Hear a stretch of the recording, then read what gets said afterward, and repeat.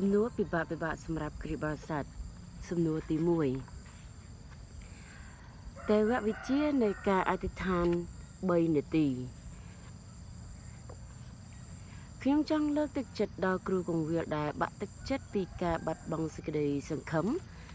ពីការបាត់បង់ទំនុកចិត្តក្នុងការអធិដ្ឋានទំនងមកពីគាត់ឃើញព្រះជាម្ចាស់ធ្វើតិចជាងអ្វីដែលគាត់បានសង្ឃឹមទុកជាចម្បងអ្វីដែលព្រះយេស៊ូវបានត្រាស់ហៅឲ្យយើងអធិដ្ឋានសម្រាប់គឺឲ្យព្រះនាមរបស់ទ្រង់បានទទួលសេរីល្អព្រះរាជនគររបស់ទ្រង់បានមកដល់និងឲ្យព្រះហឫទ័យរបស់ទ្រង់បានសម្រេចហើយបន្ទាប់មកជាការគ្រប់គ្រងនិងជារបៀបឲ្យការទាំងអស់នោះអាចដំណើរការបានគឺឲ្យយើងទទួលបានអាហារជាប្រចាំថ្ងៃហើយឲ្យយើងទទួលបានការការពារពីអរៈហើយឲ្យយើងទទួលបានការដឹកនាំក្នុងផ្លូវនៃសេចក្តីសុចរិតឡាដូច្នេះចំណុចស្នូលនៃជីវិតនៃការអធិដ្ឋានរបស់យើងគឺច្បាស់លាស់ណាស់អោព្រះវរបិតាអើយសូមធ្វើឲ្យពិភពលោកនេះមានការកោតខ្លាចស្រឡាញ់សរសើរថ្វាយព្រះកិត្តិនាមដល់ព្រះនាមរបស់ទ្រង់ហើយសូមសម្រេចការនោះនៅក្នុងដួងចិត្តរបស់ទូបង្គំនៅវេលាព្រឹកនេះចោះអោព្រះជាម្ចាស់អើយហើយបន្ទាប់មកសូមពង្រីកព្រះរាជនគររបស់ទ្រង់ហើយនាំឲ្យព្រះហឫទ័យរបស់ទ្រង់បានសម្រេចដោយដែលពួកទេវតានៅឯស្ថានសួគ៌កំពុងតែធ្វើដែរនិយាយម្យ៉ាងវិញទៀតទៅគឺថាសូមសម្រេចហើយនាំព្រះរាជនគររបស់ទ្រង់ហើយធ្វើនៅអ្វីៗដែលព្រះអង្គចាំបាច់ធ្វើដើម្បីនាំឲ្យឈានទៅដល់គោលដៅនោះចោះក្លិនក្រអូបនៃការអធិដ្ឋានពេលកូនជៀមបានទទួលក្រាំងរួចហើយសត្វមានជីវិតទាំង4និងពួកចាស់ទុំទាំង29នាក់បានក្រាបចុះនៅមុខកូនជៀមម្នាក់កាន់សុងនឹងពៀនមាសពេញដោយគ្រឿងក្រអូបហាក់ដែលជាសេចក្តីអធិដ្ឋានរបស់ពួកបរិសុទ្ធនៅក្នុងកណ្ឌវិវរណៈ5:8ក្នុងកណ្ឌវិវរណៈ5:8ការអធិដ្ឋានកំពុងតែទទួលការប្រមូលផ្ដុំចូលក្នុងចានគោមួយហើយចានគោមានតួនាទី2យ៉ាងទី1វាគឺជាគ្រឿងក្រអូបហើយការអធិដ្ឋានរបស់យើងគឺប្រៀបដូចជាគ្រឿងក្រអូបក្នុងព្រះវត្តមាន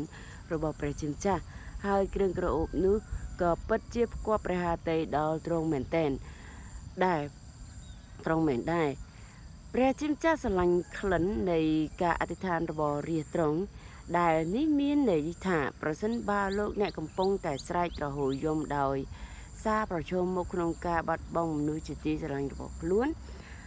ឬក៏ដោយសារកំពុងតែប្រឈមមុខនឹងការលំបាកក្នុងក្រុមជំនុំរបស់ខ្លួនទង្វើនោះផ្ទាល់របស់លោកអ្នកគឺជាផ្គាប់ព្រះហឫទ័យដល់ព្រះអង្គវាមិនមែនជាការអប្រយោជន៍នោះទេ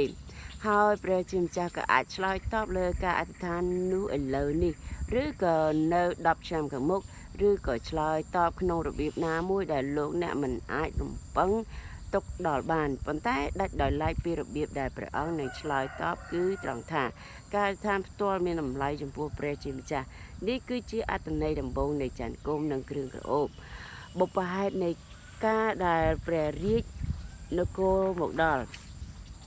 អត្ថន័យទី2គឺនៅក្នុងកាន់គម្ពីរវិវរណៈ8ចំពោះ8ខ3ដល់ខ5នឹងមានថ្ងៃមកដល់ដែលចានគោមនោះនឹងពេញ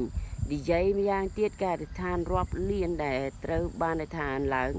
សូមឲ្យព្រះនាមព្រះអង្គបានបរិសុទ្ធសូមឲ្យព្រះរាជរបស់ព្រះអង្គបានមកដល់ចំណុចចុងក្រោយនឹងមានការអធិដ្ឋានឡើងហើយព្រះជាម្ចាស់ក៏នឹងទតមើលពួកទេវតាហើយមានបន្ទូលថាចូលចាក់លើផែនដីចោះហើយគាត់នឹងយកចានគោមនៃសេចក្តីអធិដ្ឋានដូចជាភ្លើងហើយបោះទៅលើផែនដីដែលនេះគឺជាការសម្រេចគោលបំណងចុងក្រោយរបស់ព្រះជាម្ចាស់ដូច្នេះវាពិតជាគួរដល់ភ្ញាក់ផ្អើលមែននៅពេលដែលលោកអ្នកគិតអំពីការដែលសេចក្តីអធិដ្ឋានរបស់ព្រះជាម្ចាស់ត្រូវបានអធិដ្ឋានឡើងរាប់លានដងគ្រប់ពេលដែលយើងអធិដ្ឋានក្នុងជំនឿនោះព្រះជាម្ចាស់បានដាក់វាចូលក្នុងចានគោមឲ្យពេញឡើងហើយក៏នឹងមានថ្ងៃដែលមកដល់ពេលដែលទ្រង់នឹងចាត់ចានគោមនោះដើម្បីជាការសម្រេចពេលវេលា ដូច្នេះការអធិដ្ឋានទាំងអស់នោះមិនមែនជាការអត់ប្រយោជន៍នោះទេអាមែន